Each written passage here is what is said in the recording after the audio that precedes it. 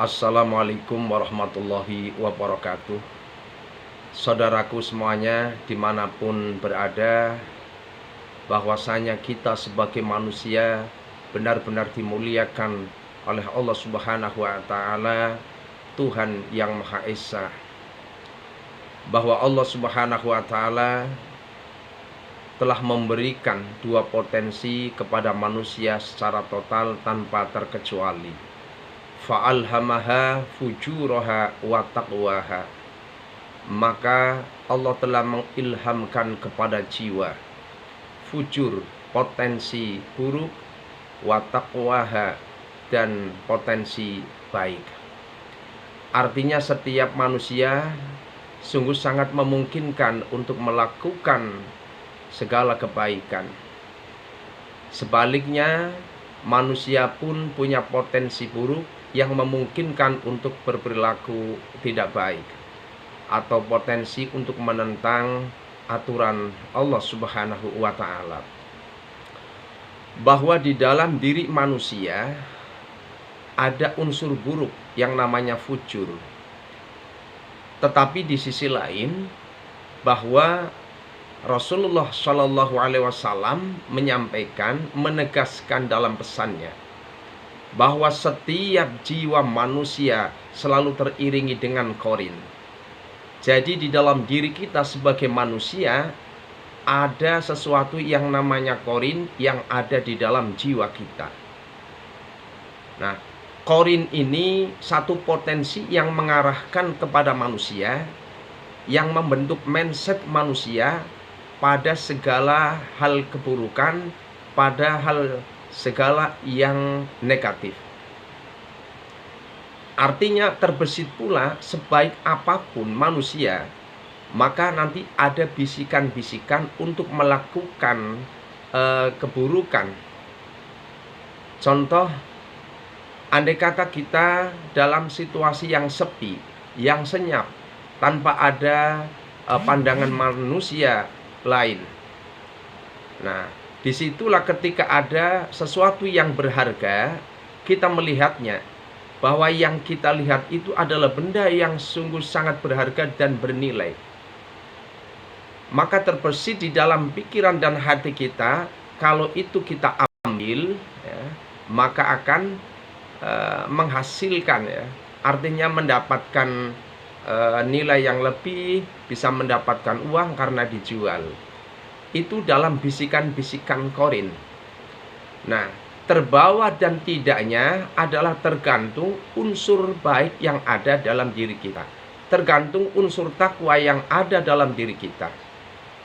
Kalau nilai takwa, nilai kebaikan itu yang mampu mendominasi yang ada pada diri kita, maka bisikan itu akan mudah terkikis, bisikan itu akan mudah sirna. Namun demikian, yang namanya manusia itu sangat rentan jatuh, tergelincir pada kesalahan. Karena di dalam diri manusia itu ada hati yang disebut qalbun.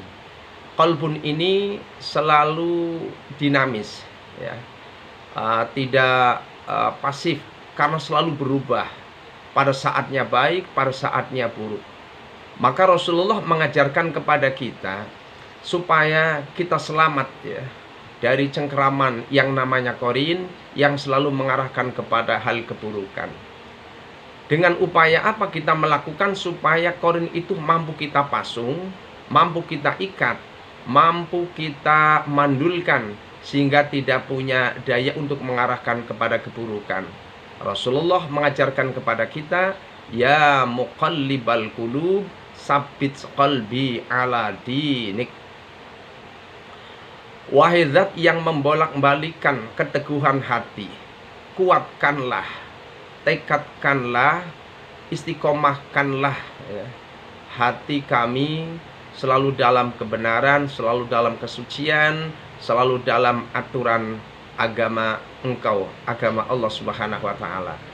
Jadi dengan doa ya muqallibal qulub itu dalam rangka untuk meredam, untuk menahan, untuk mengikis, untuk menghilangkan, untuk memasung sehingga potensi buruk yang namanya korin tidak akan bisa bertindak apa-apa.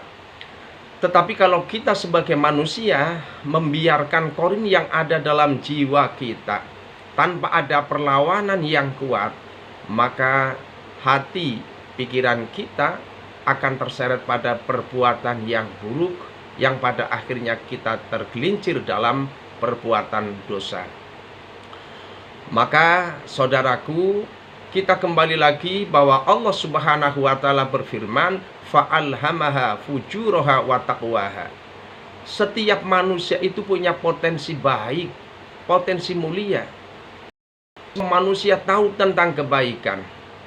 Seorang pencuri tahu bahwa apa yang dilakukan itu salah, bahwa apa yang dilakukan itu dosa, bahwa apa yang dilakukan itu merugikan orang lain, bahwa apa yang diambil tahu kalau itu bukan haknya. Para koruptor, mereka yang menghabiskan uang negara banyak, jangan pernah berharap kalau mereka adalah bukan orang-orang yang pintar, bukan orang-orang yang tahu.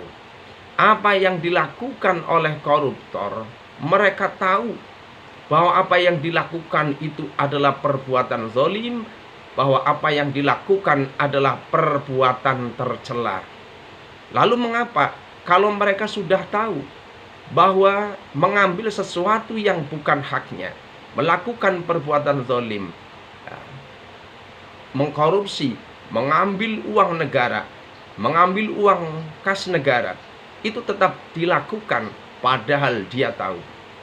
Nah, di situ karena mereka korin yang ada di dalam jiwanya jauh lebih besar, jauh lebih kuat, jauh mewarnai dan jauh mendominasi. Karena yang bersangkutan ini tidak pernah meredam, tidak pernah melakukan upaya-upaya dalam rangka pemandulan korin, sehingga korin dibiarkan jalan meliar di dalam jiwa mereka, maka keburukan mereka tetap dilakukan. Maka Allah Subhanahu wa taala mengingatkan kepada kita, qad aflaha man zakkaha wa qad khaba man dassaha. Beruntunglah bagi orang yang selalu berupaya untuk membersihkan jiwanya, untuk menjauhi hal-hal yang buruk, untuk menjauhi hal-hal yang tidak dibenarkan oleh tuntunan agama. Wa qad khaba man dassaha, dan sungguh merugi bagi orang yang selalu mengotori jiwa mereka sendiri. Maka saudaraku semuanya, semoga potensi baik yang Allah berikan kepada kita mampu kita arahkan dengan sebaiknya, sehingga kebaikan yang ada pada dalam diri kita selalu memberikan support, selalu memberikan sugesti, selalu memberikan dorongan.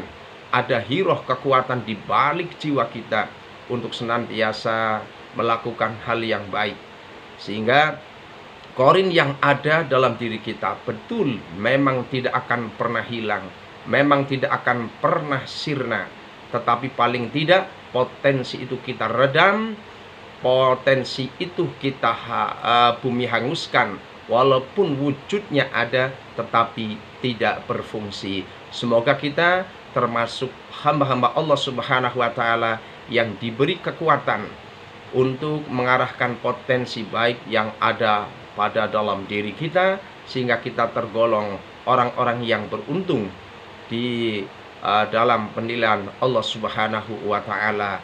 Demikianlah kurang lebihnya yang bisa kami sampaikan. Semoga hal ini bermanfaat bagi kita semuanya. Wassalamualaikum warahmatullahi wabarakatuh.